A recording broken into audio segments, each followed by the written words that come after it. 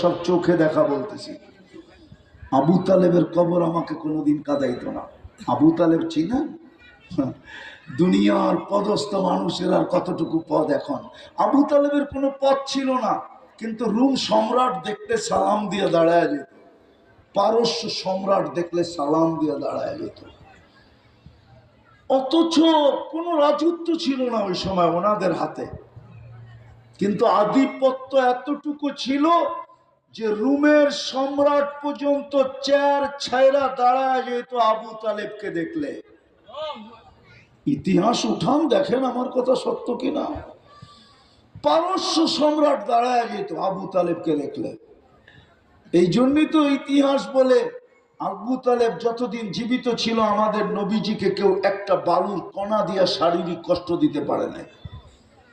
কেননা ছোট একটা পাথরের কণা দিয়েও যদি কষ্ট দিত, আবু তালেব ইট দিয়া জবাব দিত না। আবু তালেব বলতো, খোঁজ এই পাথর কোন পাহাড় থেকে আসছে, উঠা পাহাড়, মার আমার বাতিজার, মার ওর মাথার উপরে, আমার বাতিজাকে কষ্ট। আপনি বলবেন পাহাড় কি উঠাইতে পারতো? আবু তালেবের এই ক্ষমতা ছিল পাহাড় উঠানের। দুনিয়া জানতো যে আবু তালেবের সাথে পাঙ্গা নেওয়া যাবে না। আপনি চিনেন না আবু তালেবকে? আপনি জানেন না ওনার কবর কোথায়? আপনি জানেন না উনি জন্ম নিছে কোন জায়গায়? আপনি জানেন না ওনার ঘরটা কোথায় ছিল? আপনি জানেন না উনি মারা গেছে কোন জায়গায়?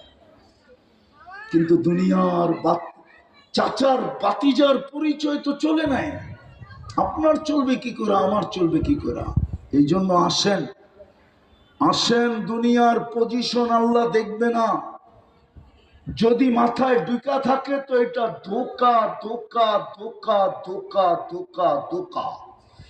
আলী রাদিয়াল্লাহু তাআলা আনহু বলেন, মানি ইতামাদা আলা জাইহি যাল্লা, যে দুনিয়ার আধিপত্যের উপরে বিশ্বাস করবে, দুনিয়া একদিন ওকে বেইজ্জত করে দেখায় ছাড়বে।